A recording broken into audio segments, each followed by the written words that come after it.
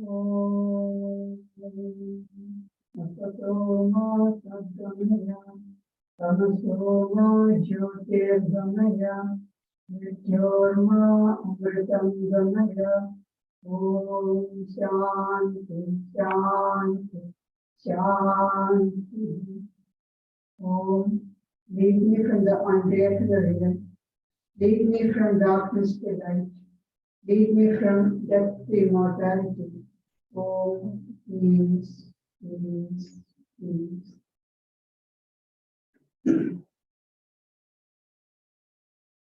We had planned to have a retreat today, but cancelled, and so we will have just a talk on based on chapter 6 of the Bhagavad Gita, the yoga of meditation. Both Sri Ramakrishna and the scriptures tell us again and again that the aim of human life is to realize God, to realize yourself.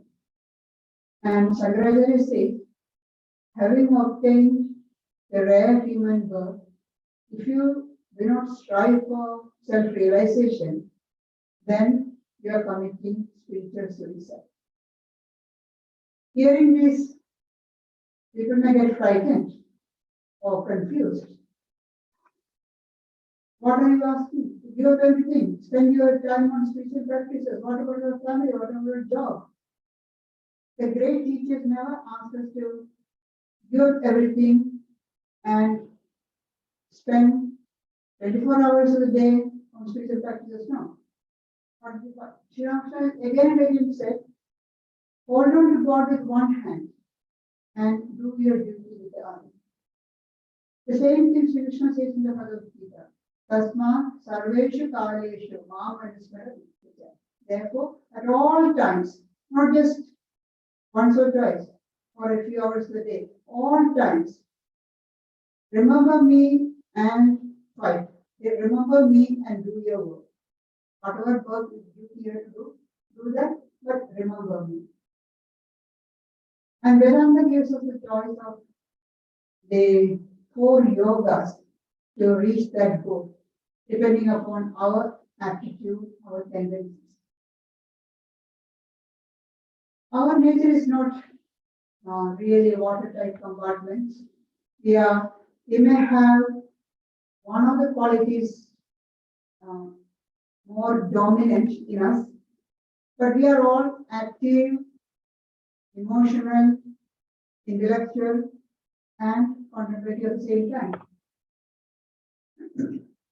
That is why Swamiji from Vivekananda gives an exhortation to manifest the divinity within by following one or more or all of the yogas and be free. And Bhagavad Gita deals with all the 4 yogas. When we say we are studying Gita, or often people think Gita is another scripture, another Hindu scripture. Gita is not just a scripture, it's a handbook, it's a guidebook for day-to-day work, day-to-day living, interpersonal relationship. In short, how to live an enriched life in this world with peace and happiness. That is what Gita is teaching us. And concentration, meditation help us to achieve success in all these fields. Now, in chapter 6 of the Gita, Sri Krishna goes straight to jnana meditation. He is not dealing with the earlier steps as Patanjali does in the Yoga Sutras. Jnana or meditation is fixing the mind on the object of contemplation. So it has to be a holy object, a particular form of God, or a divine incarnation, or a divine symbol like Om, or if some people concentrate on a lotus flower, because lotus is usually mentioned as the seat of the Lord. God is, we imagine our chosen deity as seated on a lotus. So lotus also often used as a symbol. And with intense concentration, not just concentrating, but intense concentration is very intense. It's not easy. There are a lot of obstacles there. Many obstacles. But most of the obstacles are created by our own mind. So that is why in the early part of the this chapter, Sri Krishna says, our mind can be our best friend or our worst enemy. The natural tendency of the mind is to go downwards. Just like water going downwards, the mind also goes down to harmful negative thoughts. So we have to constantly watch the mind and not allow it to go downwards. And when we try to do that, the mind of course doesn't that. Mind doesn't like it to be controlled. All this time we had a free reign and now suddenly you are asking the mind not to go this way, you could not go this way. Just like you ask a child who had been got full freedom for a few years and then suddenly you try to control it with the brother. The mind is like that, mind brothers. And again, mind craves for new sensation all the time. The same old thing. Not boring, it is bored. So that when you're asking the mind to concentrate on the same idea or object, image, after some time the mind gets bored. It wants new sensation. If we are aware of these facts about our mind, then and we are alert, then through practice we will be able to make the mind our best friend. Then Shri Krishna goes straight to give precise instruction as to how to prepare for meditation. Often people associate spiritual life, religious life with disorganized, haphazard way of life and doing things. Meditation is far from that. It is very precise, exactly what to do. It's just opposite of haphazard way of doing things. So here Shri Krishna says, how to sit for meditation, where to sit for meditation, all that precisely is given. So we'll do the verse 11 and 13.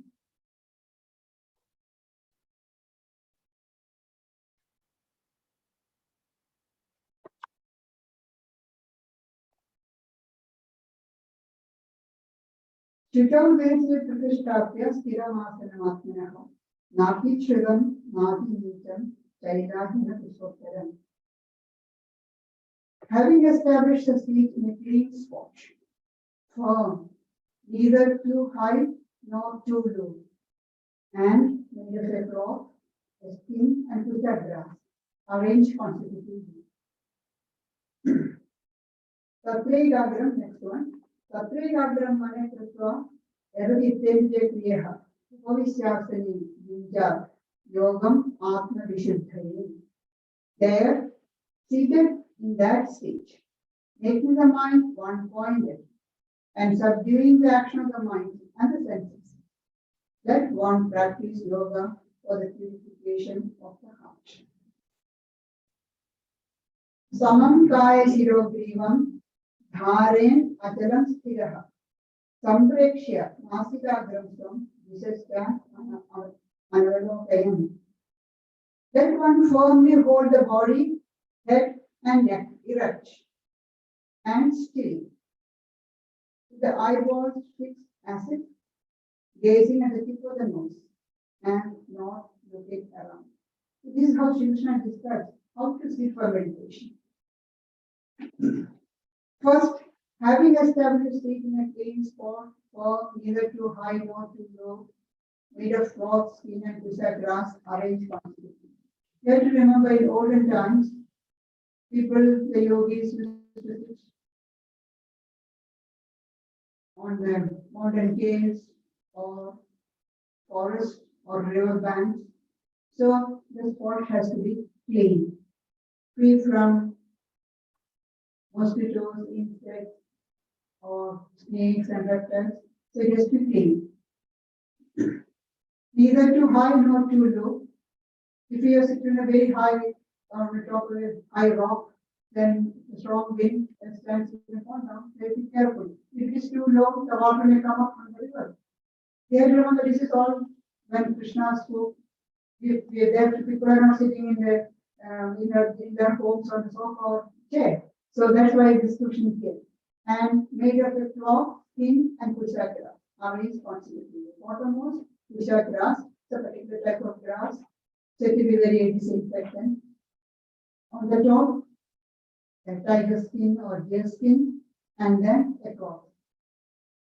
That is it. Now, what are we to do? Present time. If possible, we should have a separate room to have the meditation room and use it only for meditation. Don't use it for anything else. Don't use that room for eating, drinking, sleeping, or socializing. No. And should not have any unholy thoughts in there that takes place. Allow only people of the same mind, similar temperament, to get into that room. And it should be away from the noise of the household, the street, as well as possible. And dry, well ventilated, not a damp room or crammed up. Often I have seen people, big house, but they have got the shrine in a dingy corner under the staircase because God is the most, what to say, indispensable factor. So I should have a shrine, so have a shrine under the staircase where which cannot be used for any other purpose. There are people I have seen in some of the father house, big house. They got a lot of rooms, but where the shrine is under the stairs. No, we should have a proper room if we can afford it. If you don't care, if you cannot have a separate room, then have a special corner in your bedroom, corner, but use it only for your spiritual practices. And if possible, you can have a good view, that is good, because that will calm the mind. And again, you can adorn the walls with some pictures of holy people or holy places and have some flowers, incense, all that help to calm the mind. This is all to create an atmosphere. So as soon as you have thought that you associate holy ideas, the moment you go there, after some time, naturally your mind will calm.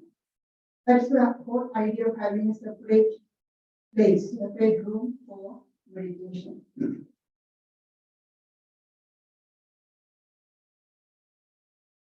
Then Shri Krishna describes how to sit. First he said where to sit. Now he is telling how to sit. Samankai Sirogrivam Hare Najalam Sira. From verse 32. Samankai Sirogrivam Hare Najalam Sira. Translation Asika Translation. This is his plan, another of the sit with straight body, neck, head, neck, and the body is straight in one straight line. The spine should be straight, erect. Entire spinal system should be erect. That's a posture. About posture, Patanjali says, Sthira Sukham Asana. Posture is that which is firm and pleasant. Often, when we see people meditating, they say you have to sit in lotus posture. Lotus posture is fine, but not for everybody. It may not be comfortable for everybody. The whole idea of posture is to sit comfortably for a long time without being disturbed by the body. Swami Vivekananda explaining this form of the term form mentioned by Patanjali. Posture is that which is firm. Swamiji said, firmness of seat means that you do not feel the body at all. The body is comfortable, the posture is comfortable, but you don't feel the body. You can forget the body and concentrate on the object of meditation. Otherwise, if the body is the posture is not comfortable, your legs will be aching, your back will be aching, then you will be disturbed. So when you have got some control over the body, the posture is proper, then you can almost forget the body. And if you are sitting on a chair, make sure it is a straight back. The chair with the back is straight, not leaning backwards, or on a soft sofa, it gives the tendency to slump. It's not good. And again, here Krishna says, Sambreshya Nasika Grasam, as looking at the tip of the nose. Are we to concentrate on the tip of the nose? It's not the object or subject of meditation, is not the tip of the nose. It's Atman, the self or God. Then why does Krishna say tip of the nose? When the mind is concentrated, eyes are half closed, the eyeballs are not moving, then it looks as though the eyes are concentrated on the tip of the nose. Not that you concentrate on the tip of the nose. Then Shri Krishna gives further advice about food, rest, work, etc. for a person who wants to progress in the path of meditation. What sort of food should we eat? Food is important because food is what is producing the body. Our body is created from food, from what we eat. Then if the food is pure, the body is pure, that's it, the buddhi is pure. So what sort of food should we eat? And how much rest should we have? What sort of work should we do? All this Krishna gives in detail. So in verse 16, okay, Bhaktisnastu yogosti, nati karma anisnata, natati swapna sirasya, jagrato naiva jagdina, yuktahara viharasya, yukta yashtasya karmasya, yukta swapnavabodhasya, yogo avati dukkha. Success in yoga is not for the person who eats too much or does not eat at all for long periods, nor for one who sleeps too much or keeps awake for long. The one who is temperate in eating and recreation, in the effort for work, and in sleep and wakefulness, yoga becomes the destroyer of misery. So here Krishna is answering, how much should we eat, how much should we sleep. Success in yoga is not for one person who eats too much, nor does not eat at all for long periods. Don't eat too much, you cannot practice yoga if you are overeating, if you are going to, after a heavy meal becomes slow meditation, it falls asleep. Again, the energy that is needed for digestion of the food is trying to be sent to the brain for when you're trying to concentrate. Then that will impair the digestion. So it is not an advisable thing to meditate straight after a heavy meal. And if you are fasting for long periods, after some time the body becomes weak. The body is the only instrument that we have got for spiritual practices.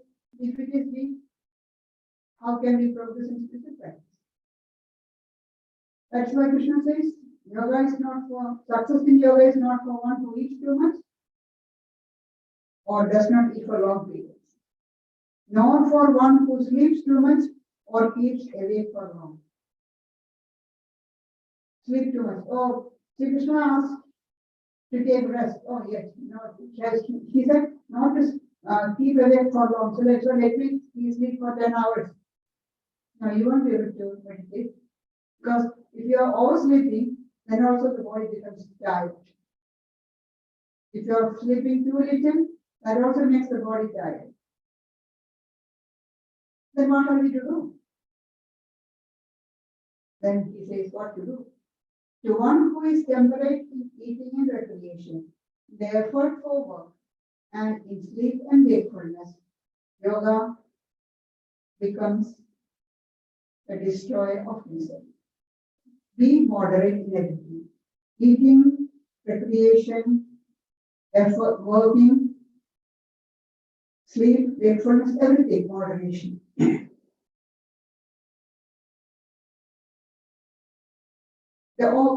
One of the question people ask is, should I be vegetarian? As soon as you start the spiritual practice, should I be vegetarian? Well, we didn't see Shiksha saying anything about being a vegetarian.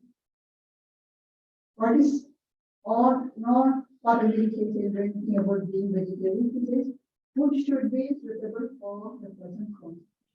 What we eat should be suitable for our particular constitution. One food which is suitable for one person may not be suitable for another person. Which is invigorating, healthy food for me may not be healthy food for you.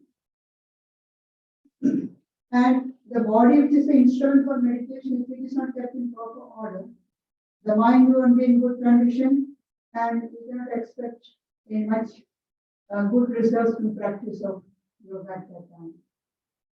So food should be sattvic. What do you mean by sattvic food? It is easily digestible,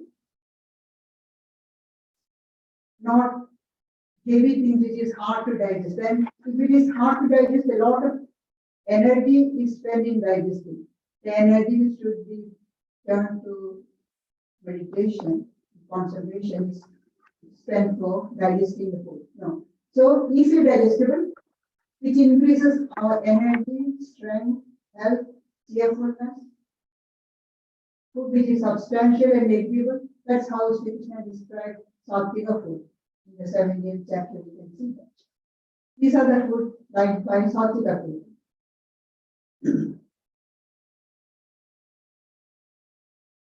But if you are only practicing yoga, you are not doing any work in the world, then there is difference. Then they recommend very light food, just milk and fruits like that. But for people, ordinary people like us, who work and try to practice yoga, easily, it's a food which is easily digestible, which is suitable for our constitution. Often people become so fast or taken up by the idea of food that they are spending their time thinking about what to eat, what food should I eat, instead of concentrating on thinking about God. The aim is to think about God, think about the self, Atman, not food is only to keep the body fit. And when it comes to how much to eat, the teachers are very, very particular. They say, don't overeat or don't eat too little. Do not fill the stomach with food. Do not fill, overeat means do not fill the stomach with food. How much should we eat? They say, fill the stomach, half the stomach with solid, 1/4 with liquid, and leave the 1/4 stomach empty. So for movement of air. So half solid food, 1/4 liquid, water or whatever drinks you are having, and 1/4 left free.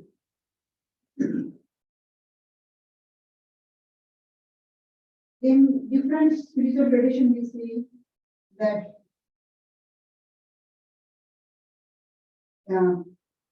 spiritual aspirants mortify their body, thinking that that will help them to control the body and also help in the spiritual practices. This is Buddha did that. When at home as a prince, he was enrolled in luxury, And then when he became an ascetic, he saw that everybody is doing harsh asceticism, eating very little. So he also did that. Siddhartha also was following that, reducing his intake so little that they say he ate 4 grains of rice a day, at one stage.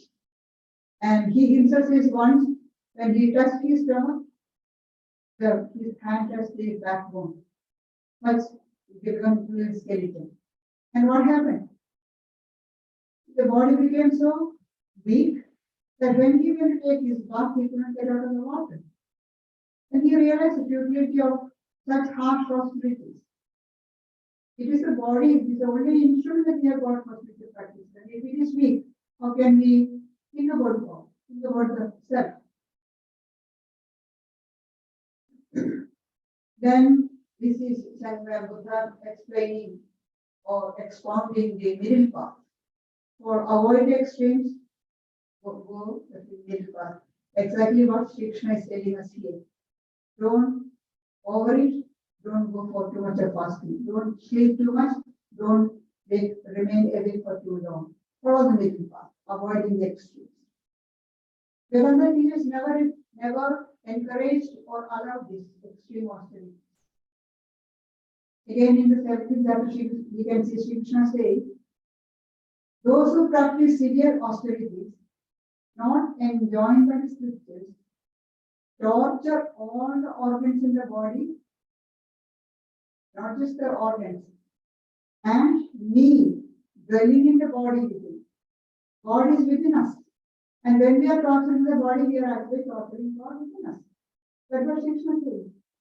Torture all the organs in the body and me dwelling in the body therein. They are of demonic resolve. They are demons. They are not demons, they are demons. Because they are torturing me. Thinking what their ideas, they think that they are doing great spiritual practice. No. And again, work, how much work?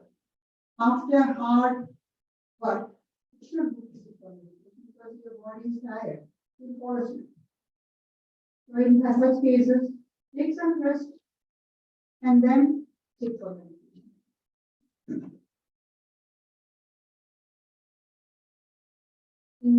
Then Sri Krishna in verse 18 begins to describe the technique of meditation.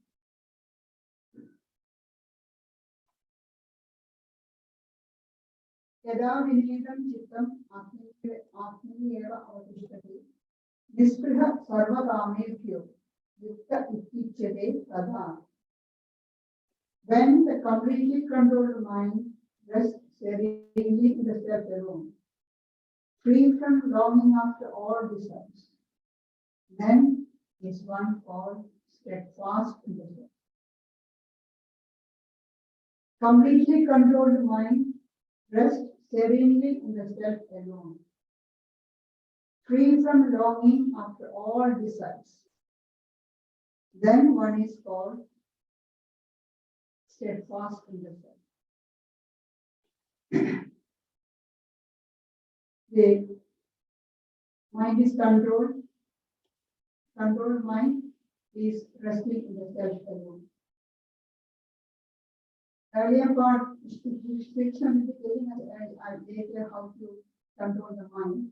But here he is saying the controlled mind completely rests the self, free from longing after all desires. No desires in the mind, free from all desires. It's very hard to get rid of desire. It is a desire that is making us do all work all the time. Then desires come up, and what are we to do? We have to use our power of reasoning, power of discernment, viveka. Is this desire good for me? Is it going to be harmful? If this desire, if I fulfill, is it going to give me pleasure, happiness? Or as a consequence of this, fulfilling the desire, more problems are going to arise? Think about it. It is simple desire for simple things, harmless pleasures. just fulfill and follow.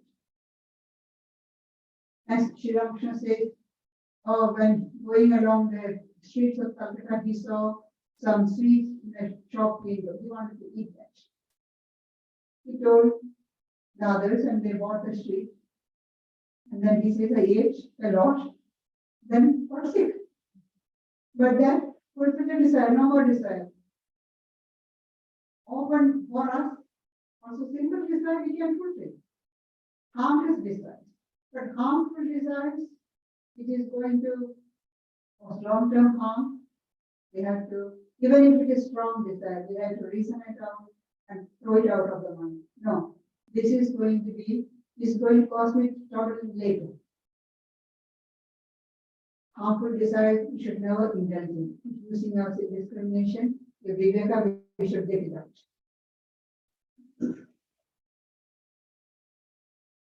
A disciplined mind rests in that. No external desire come and disturb the mind. And such a mind is called Yukta, united with God. It is resting in God all the time, resting in itself in Atman all the time, because it's free from all desires. And what is the example or simile used in the scriptures for that as that type of mind? Krishna says in the next verse. Yatha dipo nivatasto nengrate sopamasmrita yogino yatachittasya jado yogamatmana. Verse 19. Yatha dipo nivatasto na indade sopamasmrita. As a lamp in a spot sheltered from the wind does not flicker. Even such has been a simile used for a yogi of subdued mind, practicing concentration in the self. The simile the scriptures use to describe a yogi of subdued, whose mind is completely under control and concentrating on the self is this. A lamp in a sheltered spot, free from wind, does not flicker. The flame of the lamp. See, in olden time, lamp is just oil lamp, open. It's not covered by chimney or anything. So if the wind is there, even if little draft is there enough for the flame to flicker. But if it is kept in a place free from shelter from the wind, then it won't flicker, it will be steady, then going up straight. That is the example of simile given in the scriptures to describe the mind of a yogi. Patanjali speaks about two types of mind, two states of our mind, human mind. The scattered state and the gathered state. Scattered state is the usual state of our mind jumping from one idea, one thought to another. Even for a second, one thought continues. We say, oh, the line of thought. How long does the line of thought continue? For a very short time. Then immediately it jumps to another one.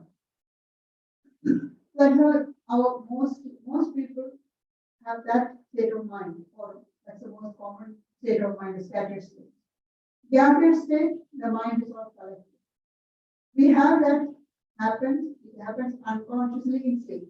When we are sleeping, our mind is all gathered. That's unconsciously. That we have to do consciously through one's effort and struggle. And that is yoga.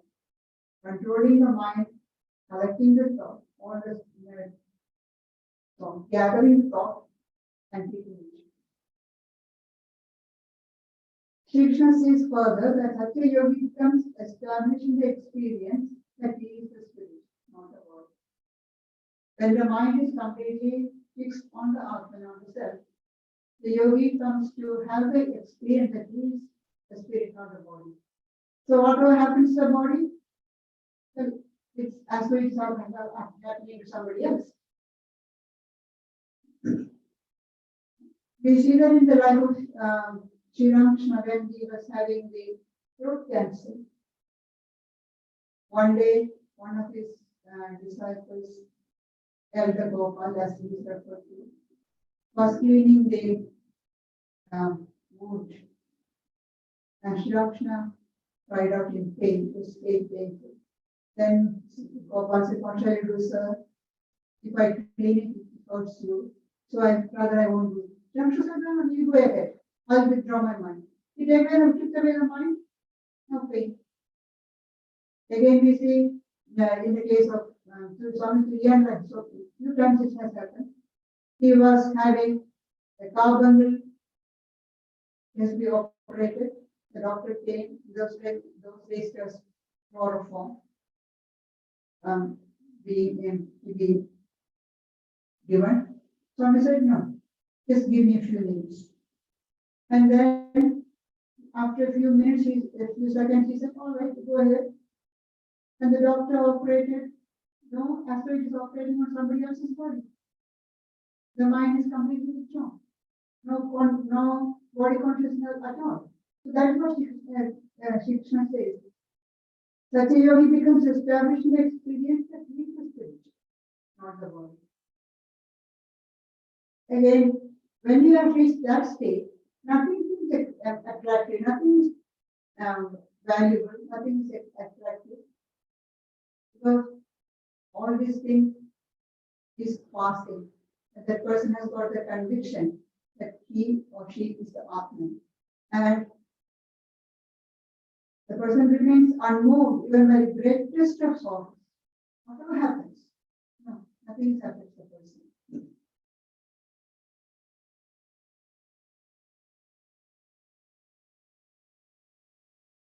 Now we come to verse 24.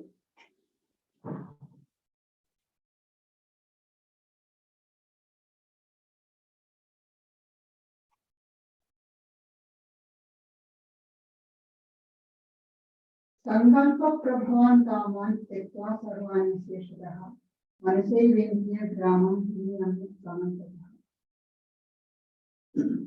Abandoning without reserve all desires born of Sankalpa, its imagination of self, and completely restraining by the mind alone the whole group of senses from their objects in all directions. Chanei Chanei Ruparame Buddha Vihitaya Atma Samstam Manakritva Nakinchit Api Chintayani. With the reason or intellect joined with the will, with the mind constant to the self, let one attain quietude step by step. Let him or her not think of anything else. Edo edo nistarati manaschanchalam astiram Vagastado niyameta atmaniyeva asamnari. Through whatever reason the restless, unsteady mind wanders away, let one, curbing it from that, bring it under the subjugation of the self alone. How are we to control the mind? How are we to bring the mind to get it fixed on the self? That's what she is saying. Abandoning without reserve all desires born of Sankalpa, that is imagination, and completely restraining by the mind alone the whole group of senses, their objects in all directions. The senses have to be controlled by the mind alone. Not just the one, all the senses, all the five senses have to be controlled by the mind.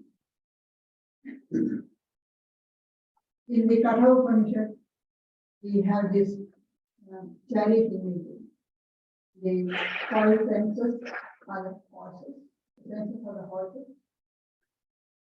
The road is the sense object. The body is the chariot. And the mind is the reins holding the horses. Buddhi, intellect, is the chariot here holding the reins. Now, how does the Buddhi, how does the chariot here control the horses? Through the rein.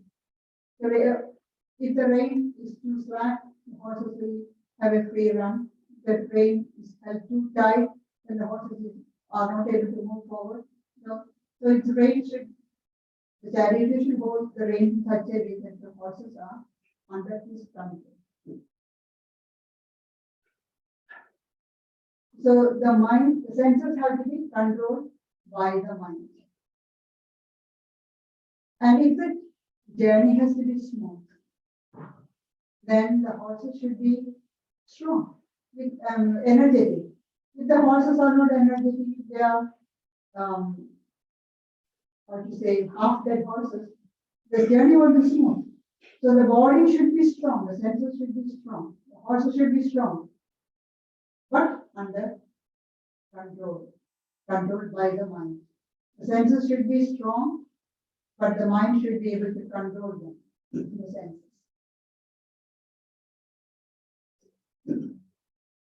Then the next verse 25, Shri Krishna gives the exact nature of meditation. But it cannot be done quickly. It has to be done slowly, gradually. With the reason or intellect joined with the will, with the mind fastened to the self, let one attain quietude step by step. Let him or her not think of anything else. Think of the self alone and quietude. How do you attain quietude? Step by step. Take small steps. If you try to control the mind immediately, harshly, then the adverse reaction will be there. So, slowly, gradually, hold the mind.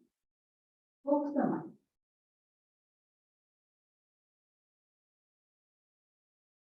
And if you slowly, gradually focus the mind and bring it, then it won't rebel so much. If you try to control the mind immediately, strongly, then the mind may rebel and doesn't recently try to control. So Swami Brahmananda says, meditation, the primary stage is like waging a war with the mind.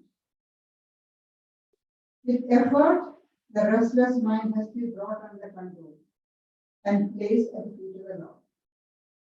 But in the beginning, take care not to overtax your brain, not to do extreme. Often people have this enthusiasm. The beginning, they add enthusiasm, they have started meditation, they have come to spiritual path, starting meditation. Oh, immediately I practice meditation for long hours and become a yogi. I become a yogi within a year. Does it happen? And so what happens? They do all, they go to the extreme of practicing meditation for a long time. And then you have an abuse. In the beginning, take care not to overtax your brain. Because when you try to concentrate and meditate, a lot of energy is released in the system. And if the nerves are not trained, you won't be able to withstand that energy. You will have a breakdown, and you have a nervous breakdown. In the extreme cases, people go mad doing too much of meditation. So that's why it is gradually, step by step, this is why we can go forward. So you do some practices, energy is released in the system, the nerves become strong, or used to that, then increase the time, little by little, gradually. Say start with 10 minutes, 15 minutes of meditation, then after a few months increase that time, slowly over the years you increase the time. But straight away go for 10 hours, 15 hours of meditation, straight up, before having done any meditation at all, start straight for 15, 20 hours meditation, of course you will go mad. Go slowly. Swami says, Swami Brahmananda, go slowly, then gradually intensify the effort. Through regular practice, the mind will become steady and meditation will be easy. In the life of Swami Brahmananda, we see one incident of a young novice. When Swami was in Vedanta, he always said that all the young novices and monks should meditate in his room, in his presence. Either in his room or outside his room, in his presence. And then after meditating for 2 hours in the morning, then there will be some devotional singing and everything, and then whatever questions they have, they can ask Swami. That was a thing. And he used to look at all who are all present, who are regularly coming for meditation with him. And he noticed that one young novice was not coming. So after a few days, Swami called him. That's why are you not coming and meditating here? Along with others. Then he said, oh, after the meditation, a lot of time is wasted. Very remember wasted in talking, joking. He thought it's wasted. So he would rather use the time also for meditation. Swami said, no, you come and sit here. But the young man didn't come. But what happened after a few days? He got mad. He became mad. Energy, he was not able to contain the energy. And that is, and sitting and meditating in the presence of a holy person, a realized soul, even if it is joking, it's not a waste of time. That's what we're trying to understand. So go slowly and gradually intensify the effort. Through regular practice, the mind will become steady and meditation will be easier. And the mind does not like to be told what to do. So we are gradually focused on it. Swami again says, the mind is like a restless child. It wants to run away. Those who practice meditation or those who try to meditate know this. The moment you try to fix your mind on your object of concentration, the mind has gone. Again, you try to bring it back. Now, this is, I'm going to think about God, I'm going to think about Shri Ramakrishna, I'm fixing my mind on Om, I'm repeating Om. Yes, the mind is dead. Gone. It's very hard. So that's why he said, it's like a restless child. Wants to run away. You must bring it back again and again and apply it to the meditation on the mind. There's no other. Bring it back again and again, bring it back. Go on this way for 2-3 years. And then an inexpressible joy will fill your mind. After a few years of struggle, it will become easier. It will be easier, the distracting thoughts will be less. You can see that the mind running away is, the number of times the mind runs away is less. There is a longer gap between the mind running off. So that means you are able to concentrate for longer time on the object of your meditation. It happens gradually after years of practice. So it's a constant struggle. You have to put in a lot of effort to bring the mind back.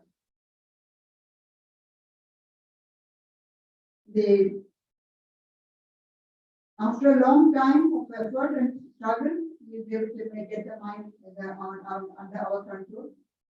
So this goal is the goal of getting the mind under control seems to be far off.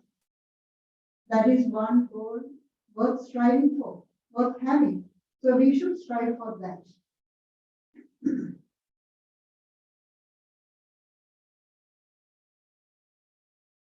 And another thing we have to remember is,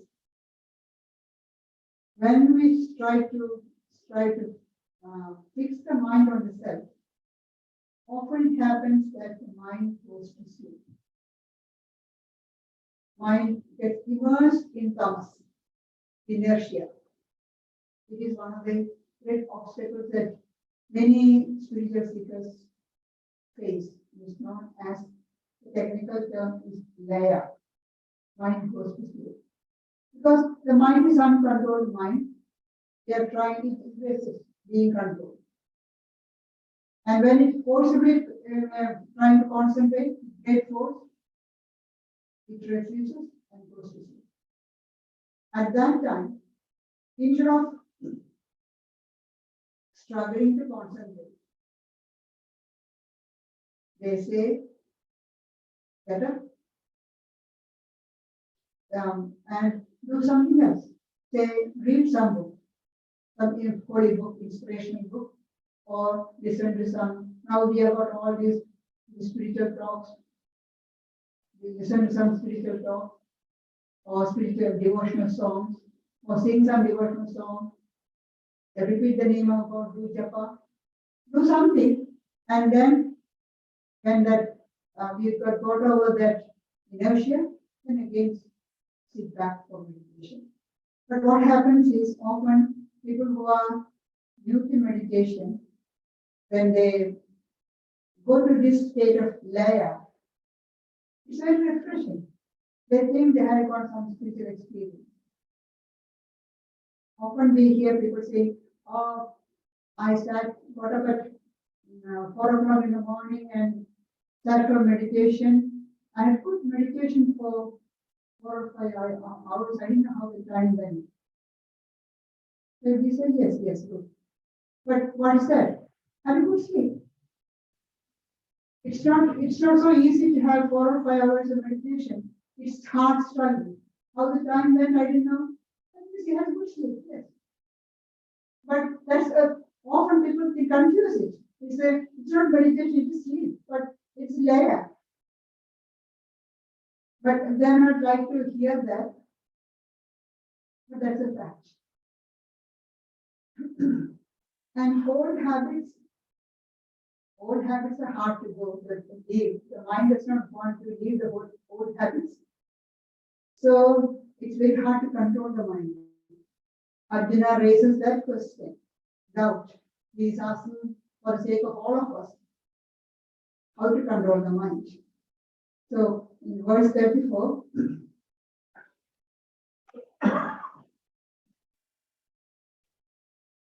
Arjuna says, Chanchalanti mana Krishna, Ramadhi Bhagavad Tasyaha Nigraham Mani, Vayo Eva Dushkaram.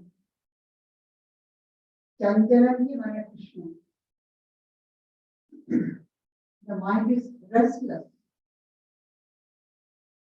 Ramadhi, turbulent, Bhagavad, strong, Dridham, unwavering. Then he says, I regard it quite as hard to achieve its control as that of air. Trying to control the mind is as difficult as trying to control the air. Can we control the air? It's very hard. Trying to control the mind is like that, because the mind is restless, turbulent, strong, unyielding. How many adjectives Arjuna is adding to the mind? It is true. If you think about every one of us got the same idea, the mind is restless. And mind, if the moment is try to control the mind rebels. It's very strong, unyielding. Swami Vedanta compares our mind to a monkey. Monkey by nature, so restless. Now, this restless monkey, has been given wine. Now, what happens? His restlessness is gone. And then it is stung by a scorpion. Those who have experienced the sting of scorpion know how painful it is.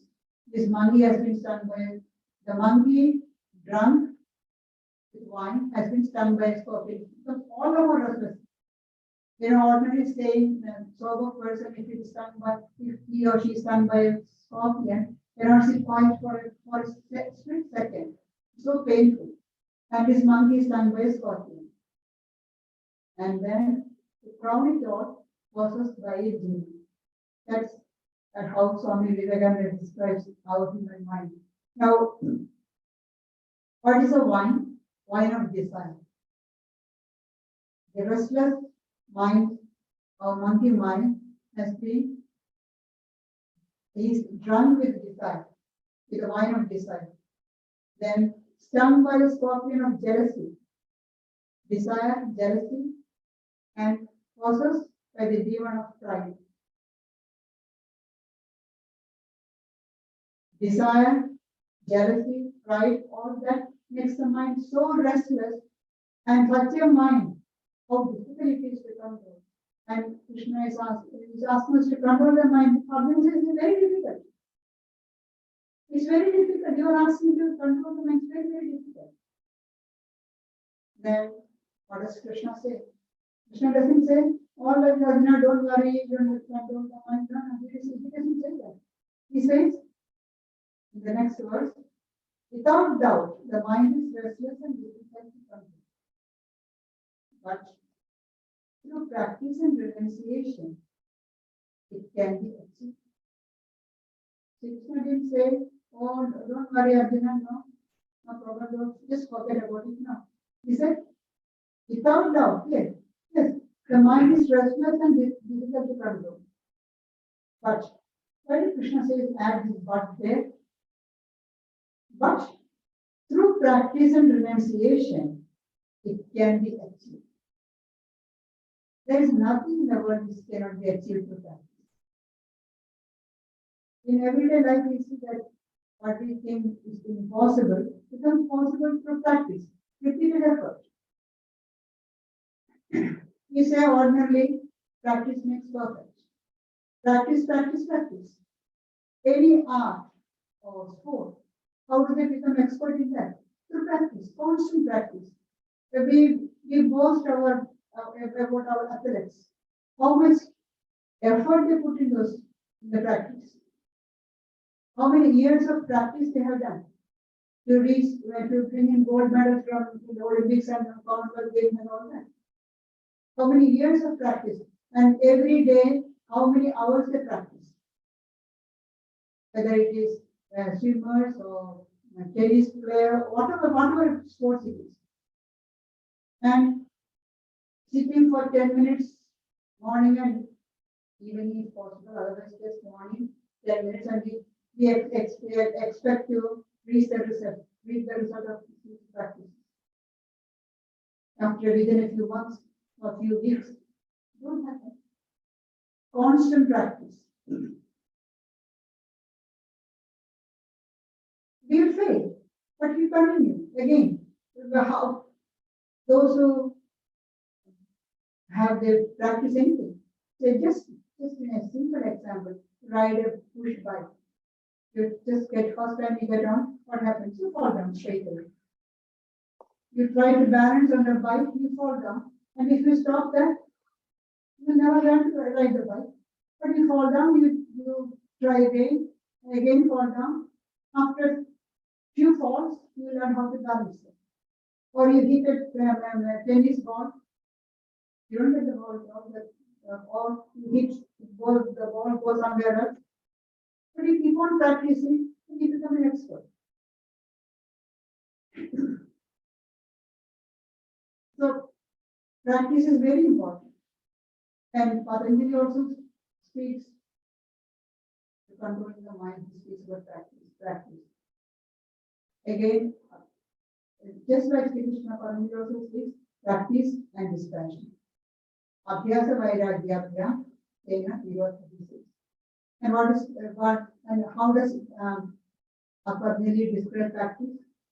Practice is to be followed for a long time, unremittingly, with devotion. So it has to be continued for a long time, unremitting. That means not that you just do for a few days or weeks and then stop. No, it must be continuous practice. Because if you stop, whatever you have gained the practice, you will lose it. Not completely, but to a certain extent. So it has to be continuous practice. Practice continuously. So we can understand practice. But why does Krishna say about dispassion? or renunciation, non-attachment, because the mind is attracted by so many things. The mind attracted by so many things and runs after them. So detachment is very necessary to control the mind. Also, we should have a faith in oneself. So many people have been able to control the mind. I also should be able to. Why shouldn't I? Why can't I? Why shouldn't I? If I persevere enough, if I try enough, if I try enough, I also be able to control the mind. That faith we should have. At present, it may seem impossible, it doesn't very hard, but I'll be able to control my mind and be able to achieve that state. That should be our attitude. We need perseverance. Anything, there is nothing in the world which cannot be overcome through perseverance. There's a saying by John Rockefeller, he says, I do not think there's any other quality so essential to success of any kind as the quality of perseverance. See? I do not think there's any other quality so essential to success as the quality of perseverance. It overcomes almost everything, even nature, perseverance. Just look at a drop of water. A drop of water is so soft, gentle. It's not very gentle, very soft. But one drop of water falling on a rock over the years, over centuries, breaks the rock. How powerful it is. Perseverance. Then Arjuna got another touch. Well, Krishna, you are asking to do all these practices. But what happens if one fails to reach the goal? The person will be lost. Will he be following the path of yoga, but fail to reach the goal of yoga? So lost this world and the other world, completely gone, just like a patch of cloud that run asunder with the wind. So Shri Krishna replies for that. Verily, there is no destruction for such a thing. Partha Naiveha Namutra, Vinachas Pasya Vidyate. Nahi Kalyana Pasya, Uttadim Partha Vidyate. It's a promise that Shri Krishna is giving. There is no destruction for such a one, the here, no hereafter. For the doer of good never comes to good. The doer of good, oh my son, never comes to good. Krishna is consoling, and he's along with giving a promise, he's consoling my son, my child, don't get frightened. No, doer of good never comes to good. If you're doing anything good, you're doing spiritual practices, nothing is lost. It will be there. The practice of what you have done is like you are not able to, you haven't reached the goal, attained the state of yoga or realized God. Before that, your body has fallen off, but nothing is lost. You will continue in the next line from that very point, stop where you stop. That's what the promise is giving. So that's some of the selected verses from the chapter, 6th chapter.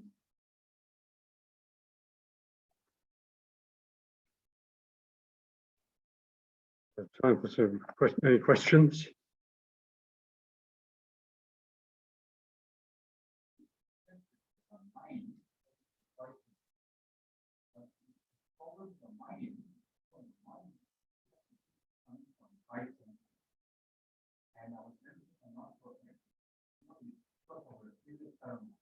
As you said, our karma is focused on answering ourselves. So how do we start to control the five senses? Because everything on the really goes to the mind from the object. So I think we start out all the five senses. Starting out the five senses, that means you become blind, deaf. No, that's not the way. That's not the way. You have to consciously control, consciously control.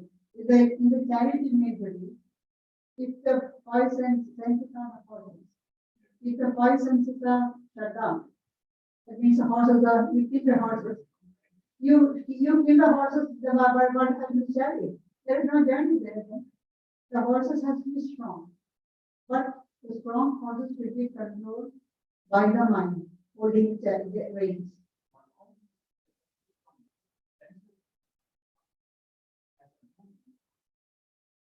Senses are imperfect. What do you mean? Senses are.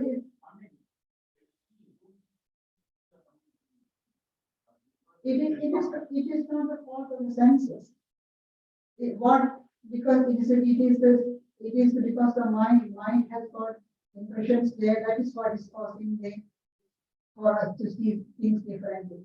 The same impression comes at the I am speaking. The words come to everybody's head, eardrum, but each one understands differently. Not because of the eardrum, because we're not the ear, the sense organ of the ear, but because what impressions you have got in your mind. It is the mind which is making the decision.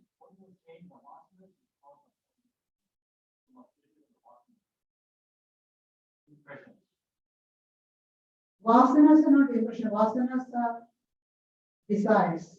Impressions are samskar.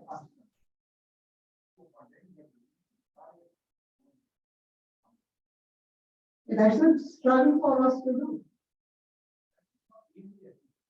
Nobody said it is easy. Nobody said it is easy. Yes.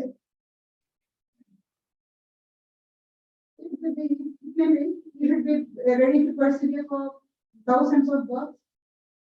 Thousands of births we have gone enjoying the world, the sense pleasures. Now let us waste. If you think it's a waste, let us waste thousands of births trying to control the mind. It's not a waste.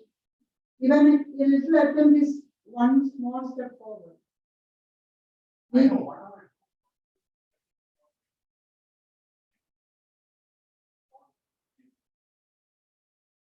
Even this life, it is progressing, because if you practice few years sincerely and you look back, you can see that you have progressed.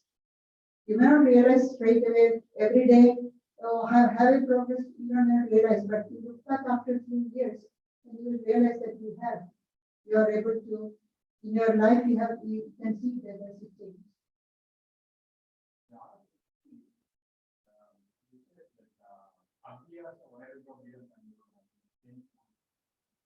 Now, when you see Abhyasa, can you elaborate on what sort of practice?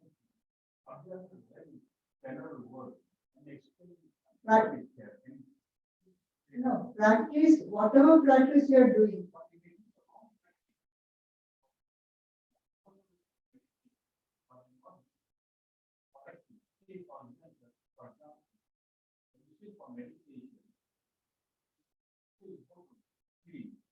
That is because, by my experience, you don't have your posture correctly done, then you will fall asleep.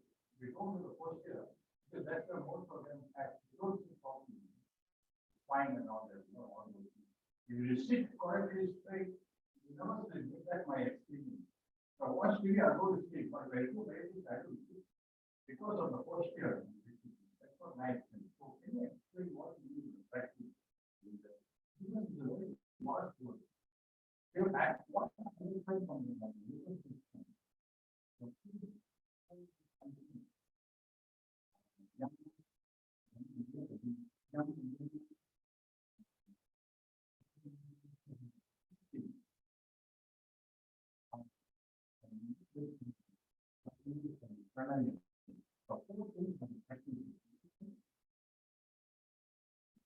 But according to the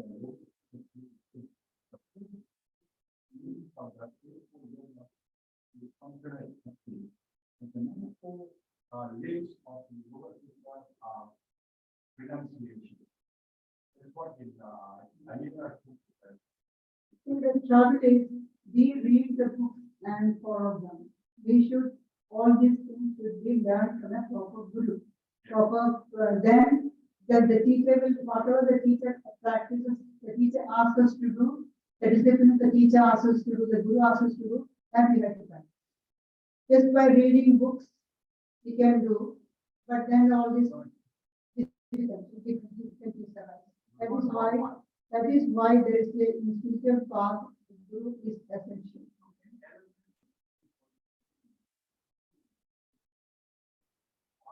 So whatever practice, whatever we have to do, say trying to control the mind. You are trying to concentrate the mind, trying to control the mind. Do that again and again and again, not just for a few days. Yes, and that is practice.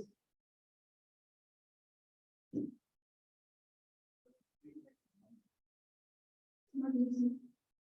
Nobody says it is easy.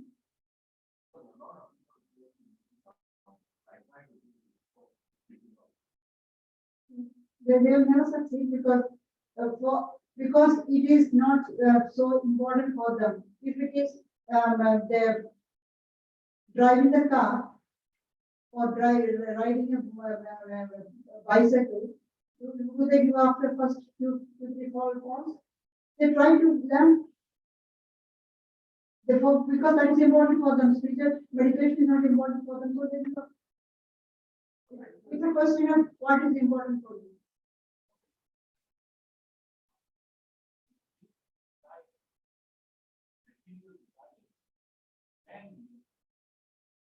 That's true. That is true.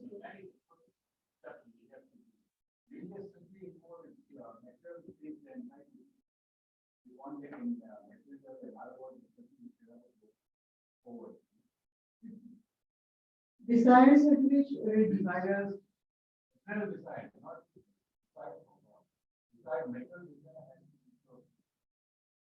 yeah, that's what gives you that is where we are going about.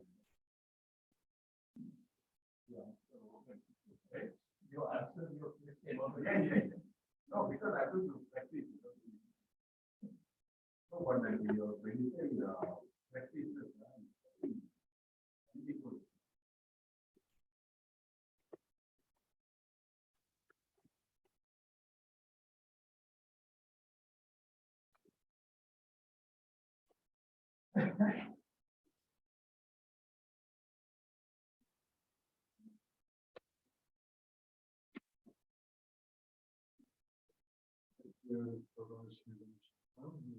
Small groups today, people, whatever arrangements, because they're thinking of their retreat on that.